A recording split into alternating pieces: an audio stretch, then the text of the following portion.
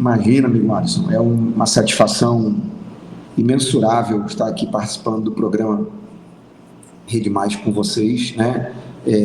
Procurando aí trazer esclarecimentos, elucidações do decreto 11.366, publicado ontem pelo governo Lula, sobre a questão do controle, né? De um controle maior sobre as armas de fogo. Professor, esse é um dos temas que tem causado bastante polêmica desde que Lula tomou posse no último domingo e anunciou que iria revogar alguns decretos que tinham sido assinados pelo então presidente da República, Jair Bolsonaro, no governo passado. Alguns decretos que tratam sobre a facilitação para o acesso à arma. Na visão do senhor, a medida de dificultar o acesso à arma pode fazer com que a violência caia? Meus parabéns aí pela pergunta. Eu queria apenas fazer uma pequena introdução antes de nós chegarmos aqui, Alisson. Antes de 97, basicamente, nós tínhamos como contravenção penal, artigo 19 do Decreto-Lei 3.688, considerando a posse e o porte ilegal tanto de arma de fogo como de arma branca, como uma simples contravenção penal, né?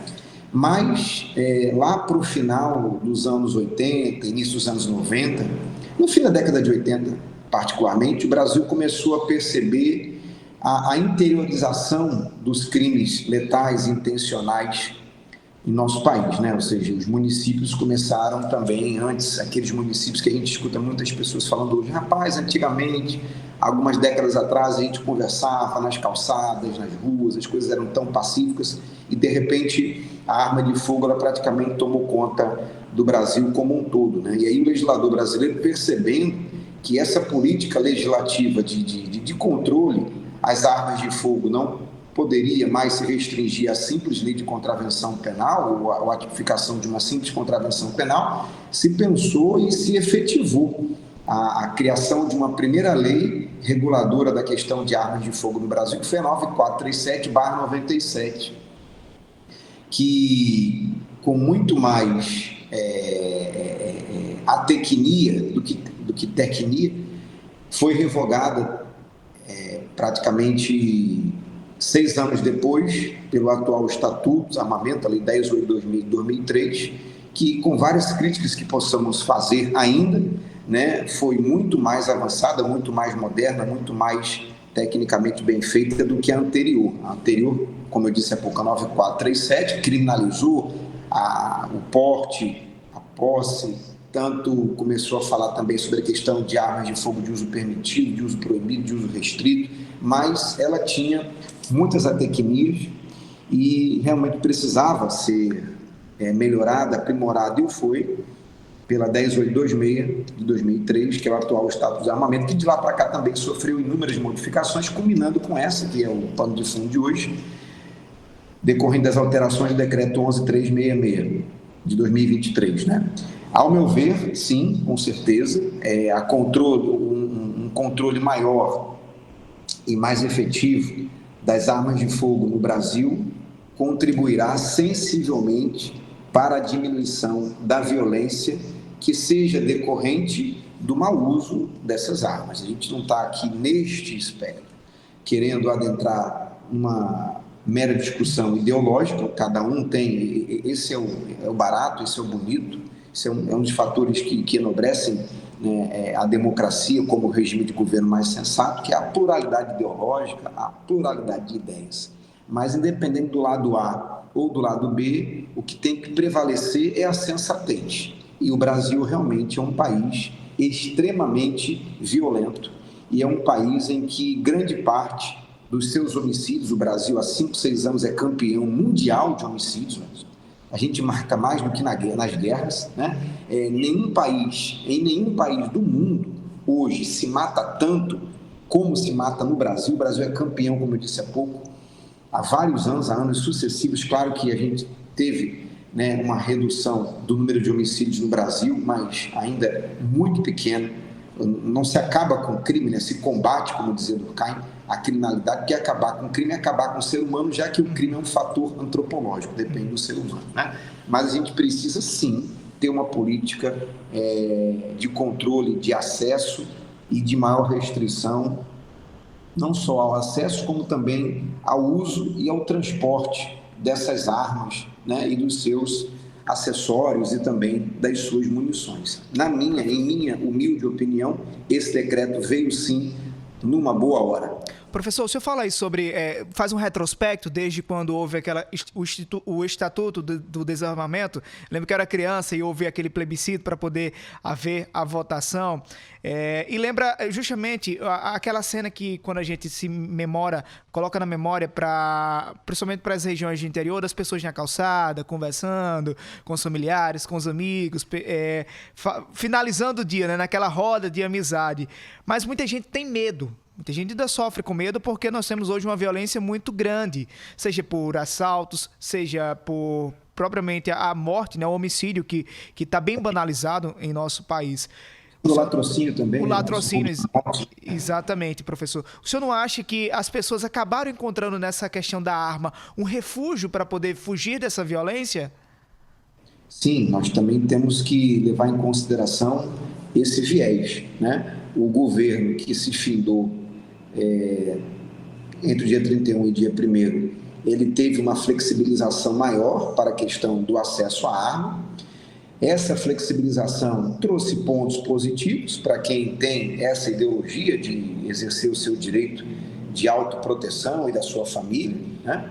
Mas também, como essa flexibilização não foi feita com normas mais seguras de rastreamento e aquisição, isso fez com que muitas dessas armas, adquiridas em dado momento de maneira lícita, fossem desviadas. Pessoas que compravam licitamente. O que aconteceu, Alisson? Com esses últimos decretos do presidente anterior, o requisito subjetivo para você ter acesso ao porte, que era a demonstração da efetiva necessidade, ele praticamente caiu por terra.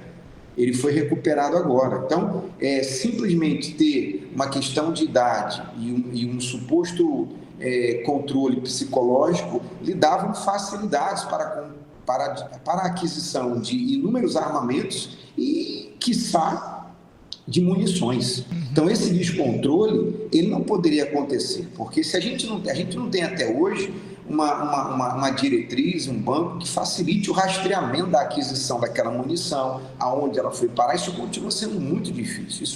Isso dificulta sobremaneira o trabalho, né, da polícia investigativa, da polícia judiciária, mais expressamente as polícias civis e a polícia federal, né? É muito difícil a questão de até onde vai o meu direito fundamental à autoproteção, à liberdade de adquirir. O Estado tem que controlar, porque a arma de fogo é algo que causa a morte de pessoas. Então, tudo bem, eu vou liberar de um lado, eu vou flexibilizar de um lado a aquisição de armas e de munições, mas eu teria que também criar vetores que facilitassem ao próprio Estado acompanhar a tramitação desses pedidos, dessas aquisições, né? Vários CACs, vários clubes de tiro, foram vítimas de crimes patrimoniais.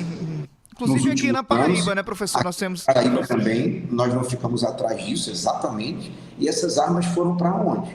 Foram para o crime organizado, né? Foram para pequenas facções. Então, claro que você tem estados como o Rio de Janeiro e São Paulo, em que o número de fuzis apreendidos nos últimos 4 anos foram os maiores, né, das últimas décadas. Então, só facilitar a aquisição não dá. As pessoas têm direito. Não, olha, a questão do porte, olha, eu acho mais complicado. Você liberar o porte para as pessoas andarem com as armas no meio da rua, isso é muito complicado. Mas o direito à posse, que é intramuros, em casa ou no seu local de trabalho, desde que você seja o representante legal ou o proprietário da empresa, já é uma discussão mais sadia, já é uma discussão mais aceita.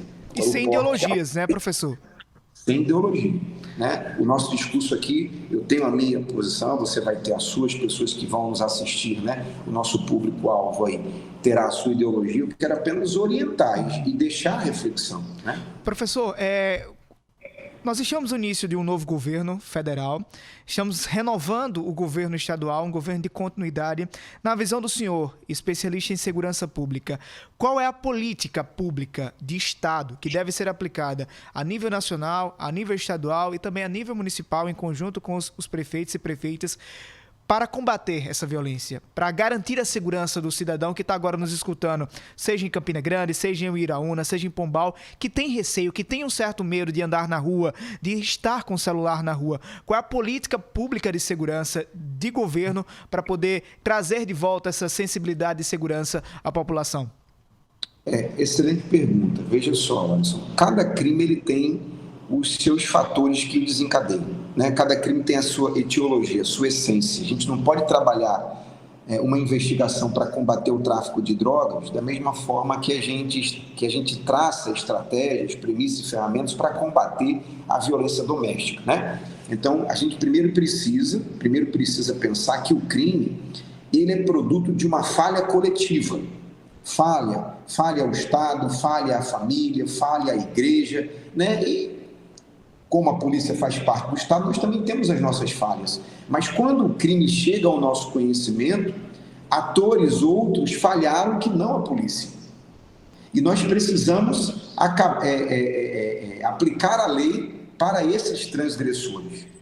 O que a gente precisa é de uma polícia cada vez mais bem treinada, de uma polícia cada vez mais bem equipada, com um número de efetivo minimamente razoável, que haja um intercâmbio cada vez maior entre as polícias de todas as unidades federadas e aproximar ainda mais a polícia do cidadão, para que o cidadão fique cada vez mais incentivado a trazer para a gente as ocorrências policiais que não só os vitimizem, mas que também eles tenham conhecimento. Porque essas manchas criminais, que são variáveis ao longo do tempo e do espaço, a gente combate primeiro com o georreferenciamento, um geoprocessamento dessas ocorrências. Muitos pensam, não vai dar em nada. Vai dar. Por que a gente aloca uma quantidade de polícias durante um determinado período de tempo no determinada área? Porque ali houve um aumento de números patrimoniais, por exemplo, fim de ano. Por que no fim de ano a gente tem uma preocupação maior, não só com a questão da Operação Verão, mas de colocar mais a polícia ostensiva na rua e equipar ainda mais a delegacia de repressão a crimes patrimoniais? Porque muitas pessoas tiram férias em dezembro e com isso tem o terço de férias, né? Em dezembro tem o pagamento de 13º, né? Vocês sabem que a questão do Pix aumentou a prática de crimes patrimoniais, seja por extorsão presencial, extorsão por telefone, estelionatos virtuais. Então, as pessoas, elas precisam, o Estado precisa ter em mente que a polícia e o cidadão, eles precisam estar cada vez mais próximos para essa troca de experiências, para esse acionamento mais rápido e para essas medidas educativas de prevenção. A polícia tem que ter cada vez mais esse espaço que vocês estão aqui nos fornecendo, para que a gente possa estabelecer essa troca de ideias. A prevenção no crime patrimonial, ela não se dá da mesma forma que a prevenção no crime fundamentado na violência doméstica, do que a questão do tráfico de drogas, do que a questão de um crime sexual. Cada um vai ter as suas próprias nuances, né? E para cada uma dessas nuances criminais, a gente vai ter uma certa gama de orientações para ser dada, né? Então, assim, eu acho que essa é a melhor ferramenta, estratégia, dica que a gente poderia dar nesse momento, né? O crime ele vai sempre acontecer, o que a gente precisa é combatê-lo de maneira eficaz, para que ele não se repita, né? Porque nós precisamos também repensar não só a questão das armas, Watson, mas também das penas de vários outros crimes que afetam a nossa população, né? Já vou deixar o convite em público para que a gente possa voltar a conversar então brevemente sobre essa questão, sobre essa possibilidade de mudar a legislação penal, né? A gente precisa fazer uma adequação no nosso Código Penal brasileiro, porque, professor, acho que o senhor deve convir comigo que o crime cometido hoje talvez possa ter semelhança com o crime cometido há 10, 15 anos atrás, mas tem uma certa diferença. Perfeitamente. Professor Cláudio Lameirão, da Universidade, especialista em segurança pública, mestre em Direito Internacional e vice-presidente da ADEPDEL. Obrigado pela sua participação aqui na Hora H. Boa noite para o senhor. Eu que agradeço, estamos à disposição.